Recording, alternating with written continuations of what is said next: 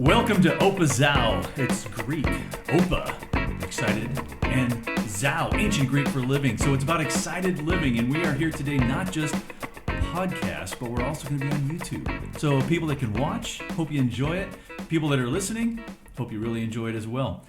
Well, OpaZao has always been about four growth areas. We take it from Luke 2:52 out of the Bible, where Christ grew in wisdom, stature, favor with God and man. He grew four different ways, and today's episode is going to be called Show Me. We have two incredible young guests that we just wanted to make sure that, hey, we want to target the spiritual growth, okay? And when we talk spiritual growth, you're going to get to know exactly what it is to be a young person and grow their faith. Super importante, and just wanted you to know that we are so privileged to be able to do this. So I'm Mike Bearden, this is OpaZao, and I've got guests. I'm going to let them introduce themselves in just a second. So hang on there one moment, and okay, we're good to go. Go ahead and introduce yourselves. Well, I'm Lazarus Alvarez. I'm 15 years old. I go to Whittier Christian in La Habra, even though it's called Whittier. But yeah, I know. But it's a high school, though. Yes. Okay, you're good in high school. Awesome. 10th grade, and yeah. All right. How about you live in a house? Yes. Okay, well, that's good. Anything else you want to share about your family background? I was raised in a very Christian home, and I have to credit my family and my parents a great deal for where my faith is today. Awesome. And where I stand in my spiritual life. Perfect. All right, and to your left is? Hey, my name is Jacob Camacho. I'm 16 years old. I've been a Christian my whole life. My family is Christian. Thank God that I'm here. I go to Workman High School in La Puente, and I'm here today. I thank God, 16 years of life and many more to come. All glory to God. I'm right here. I'm like four different races. I'm from Guatemala, from Honduras, from right here, USA, and from Mexico. So it's like kind of a mixture, and I just thank God that I'm here, really. Fantastic. Yeah. That's awesome. Then a little about your house, maybe? Oh, I live in an apartment. I used to live with my grandparents, but now we moved. I'm content where I'm at, and I know God has greater things in the future. Awesome. Yeah. Well, thanks, guys, for being guests on our show. This is a privilege for me, honestly. We can always tell a lot about the future by looking at our current young people. Yeah. And while sometimes it's extremely discouraging, it can also be exciting for those moments where we just come across just solid people. And, you know, as I said, we're really privileged to have you guys here. Thank you. So what I want to do is kind of go through a list of questions. Yeah. Mm-hmm. And by the way, for our listening audience and viewing audience, this is part one. That's right. We're going to bring the parents in later on and ask them some similar questions when these two guys are not here. Right? Yeah, you're going, when's the second episode coming out? I have no idea. But yeah, we'll let you know. So with that said, let me ask some questions for you guys. And field them as you want. Have a good time. Yeah. But again, this OpaZao episode is called Show Me. Mm-hmm. In James 2, talked about, show me your faith without your works, and I'll show you my faith by my works. And the huge challenge with that is in the different environments that we grow up in, our neighborhoods, our schools, the peers that we are around. It can be awkward regardless of what school you go to. Yeah. It can be a challenge in different ways. But we want to be able to kind of answer a few questions about how it is to grow spiritually nowadays as a young teenage person. All right? So whoever can field it, that's great. I'm going to throw out, first question is, does family make a difference in your spiritual growth? Who wants to take that one? I'll take this one. Does family make a difference in your spiritual growth? I believe it really does. As a young kid, hitting my teenage years, my mom would always tell me, like, you probably can fool me, but you can't fool God. And like those words will really convict me if I would do something wrong or something good in private. And like it all comes to light. So really, like, my mom saying those words, it really affected my life, and I think it brought me so close to God. And obviously, like, any bad action or good action from my parents, from my family. It always seemed to bring me closer to God, and I really thank God for that, all of it. That's awesome. Lazarus, how about you? Does family make a difference, and if so, how? Describe it. Most definitely. I would like to start when I was younger. I was always read the Bible to me. You sang the song, Jesus loves me. You always had those things. I know that song. And I remember, I believe I was either 5 or 6. I was in the little kids' church. I remember them saying, "Oh, would you like to give your heart to Jesus?" And being a kid, I said yes, but I definitely, I don't think, knew what exactly I was doing. Because later in my life, when I was around, I want to say 11 or 12, they said the same thing again, but this time I was with my parents in the I guess you would call it the adult sermon, and big church, we should call it, right? But the speaker gave the altar call, but this time I really felt it wasn't so much so as like a kid, as I was like, oh, I'm excited because I want to give my little heart to Jesus. It was now I'm taking this next step in my spiritual life. I'm really giving over my life. And I got baptized. And just even my family, how they've raised me, even again, just reading the word to me as a little boy, that really set in tone later how I wanted to receive the word, how I wanted to read it myself. Yeah. Wow. Even just praying with me right before I went to bed, that set the habit of now I need to pray every day about what's affecting me, what's bothering me, what I can speak with the Creator. That those habits have raised me today. Yes. So how does that go into how do you grow spiritually? What are your go-tos? If you've got one or two things you want to share about people, hey, this is what helps me grow spiritually. What are those two things? First off, and it's kind of obvious, the Bible. That's the biggest thing. You have the Word of God, what God has said, what His values are, right there in that book. And reading that, and I want to encourage people, don't think you have to like read the whole Bible, or like you've got to read like a book a day to be some good Christian. That's not what that's about. Good. I'd be out. You need just gain wisdom. If all you can read is a chapter from Luke or Mark, do it then. Try and gain, and don't read the Bible either just to read it to say, oh, well, I checked off my Bible reading for today. Read it so you gain something from it. That you're learning some wisdom from what God's trying to tell you. Yes. All right. Wow. Man. Jacob, how about you? Same question. Same question. What are your two go-tos to grow spiritually? Well, my first one, it has to be prayer. Honestly, that connection you have with God, that conversation. Me, I didn't have my dad when I was he left the picture when I was 12, so I really needed that father figure, right? And when he calls me his son, and when in the Bible in the book of Psalms it says he's the father to the fatherless, that's all I needed. I would always speak to him like a son speaks to their dad, and it's so heartwarming, and it brings me to tears like a baby. So really the first thing, above anything else, is prayer. And then the second one would be going to church, honestly, surrounding yourself with people who believe in God, who are going to lead you closer to God.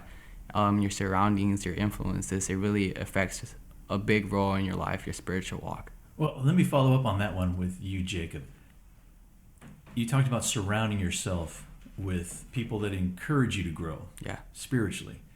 How is that challenged? If I were to say, a question for both of you, but Jacob, take it first. How do your peers impact your ability to grow spiritually? It really does, because, before I became serious about my walk with God, I would hang around people I wasn't supposed to, and slowly they start drifting away. Slowly, God starts closing doors, and He starts opening new ones. And something that I've seen that if God would want me to speak to one of my friends that I used to have before, now I speak to them about life, about God, about His grace. And it's crazy because I would never see myself speaking about God to my peers. I would never see myself influencing people about God. It's like a whole 180 turn, and it was so beautiful, God using me to speak life instead of death. Yeah. Lazarus, what about you? Almost exact same way. I grew up with a certain group of friends, and as we aged, I began to notice some undesirable qualities, and I began to kind of look inward and say, do I want to be like that? And you always hear the old saying, like, show me who your friends are and I'll show you who you are. Right. And I began to think really deeply, like, do I want to become a person like that? So I just began to say, you know what, I'm just gonna have to take these childhood friends of mine. I'm just gonna have to say, hey, either, like, I want us to be better, or like I'm just not gonna be a part of this anymore. And I thank God today, because I definitely found peers and friends that I can hang out with, even just in the friend way, and not feel so like, oh, I'm not worried that they're gonna ask me to do something outrageous or that's gonna stand against my faith. Yeah. Well, I too was kind of, I'd call it a church brat, and yet that means nothing when it comes to that time of life where it's all about discovering your identity. And you surround yourself with everything, and there's a lot of challenges that come with who you choose to influence you. Yeah. And it's never easy. And I think I've kind of heard from both of you a little bit in the background. There are consequences, good and bad, for the choices we make with those we hang out with. Yeah. And it's almost so common sense that, and you just want to kind of come to them from a point of reason, maybe, calm, and they want nothing to do with it. Yeah. And it's like, So, young men, I'm hearing wisdom coming from you, and it is very encouraging for me to hear that, and I was very privileged to be able to set this up. Are there any thoughts that I guess in fairness, are there any extra thoughts that you would like to share with others in our audience, both listening and viewing audience, on spiritual growth? And also, I'm on this microphone. It's a 24/7. You guys can always, paint me into a corner and ask me any question anytime. Yeah. Not that would add much to the conversation, but is there anything you'd like to add before we just kind of conclude our time together? You're never too far from God, from His grace and from His love. I would always think I was unworthy, but it's not because of us. It's because of His love. And once you experience His love, it changes your whole perspective and your whole life. And it takes away all that burden, all that heavy burden, and He wipes away your tears. It's really beautiful. It's a one-on-one conversation, a one-on-one relationship with Jesus. Yeah. What about you, Lazarus? Yeah, I mean, similar to that, don't get caught up in, especially, if you're watching this and being like, wow, those teenagers are so wise, like, I wish I could speak like that. Don't get caught up in thinking you have to prove yourself to God. God sees you where you're at, and he loves you so much. Don't think you have to step up to the plate and be like, okay, God, I'm trying to do better, and of course we should improve as people, but our goal should not be to please God, because he sees us, and he's down here with us. He's always with us. Don't think you have to climb the ladder so God can finally see you, because He sees you right where you're at. Exactly. Yeah. An image that comes to my mind a lot often, and has for the longest time, is He's always Abba, Father, Daddy. Yeah. He uses that term to describe Himself in the Bible, that term of endearment. And that's kind of arms out open. Hugs available, Yep. Just free. You're seeing those people like free hugs. It's like, it's great for social media. But God is always doing that. Yeah. 24/7. It doesn't matter what time of day, what time of night, regardless of your circumstances. So I appreciate those messages you guys threw out. I will ask one more question.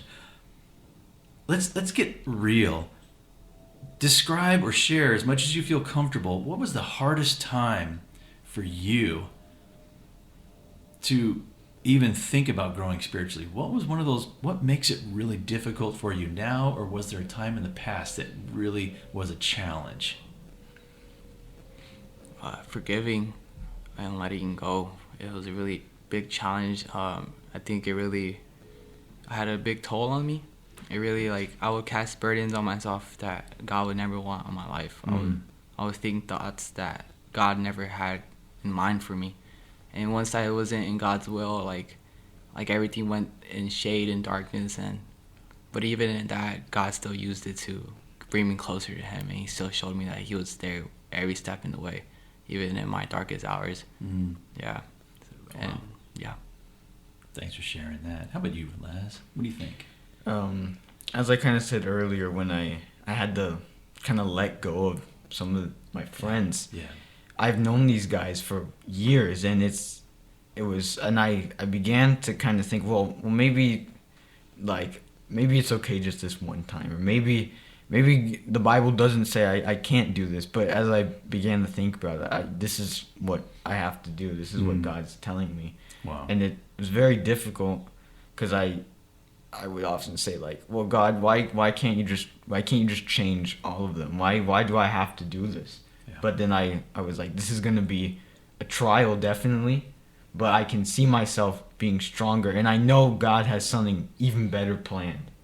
Man. So I had to push on, but I had the strength of God with me, and that's the amazing thing. See if you can apply that to the girlfriend that you think you're going to get married to someday. You're like, whoa, well, does God really have something better? No, she's awesome. We're going to get married tomorrow. No, it's like, no. That'd be another great conversation. I love talking about that. Anyways, guys, thanks so much. I appreciate it. And I look forward to just watching and hearing great things with your growth, learning about the how, learning about the listen, learning about the discipline that it takes, and the sacrifice. Sometimes it's a friend. It's not, you're not being rude. You're just saying, hey, this is a priority in my life, and I need to do what God is sharing. And in my hearing Him when He whispers, can I be faithful and obedient to what He says? Exactly. Tough times, but it's so good to hear from you guys. Appreciate it. Give any shout outs, maybe any social media that you want. If people want to connect with you, let them know. If you go to Workman High School, come to Bible studies every Wednesday at 8:12. And if you don't, Follow me on social media, Cheerios, CCC Cheerios.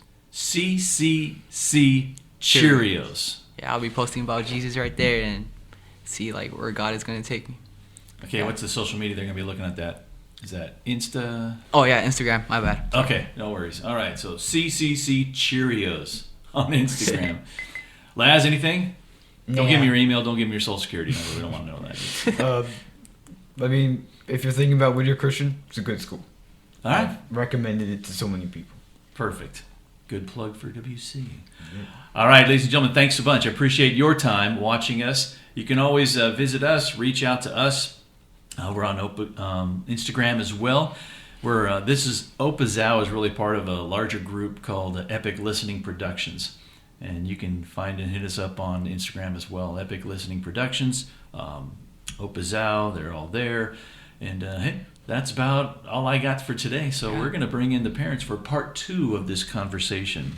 So I would say tuned, but we're going to shut it down and load it up for another part. If you're interested, check it out as well. We'll be on Libsyn, we'll be on Spotify, on the podcast, and then YouTube will have OpaZao has its own channel, so check it out there.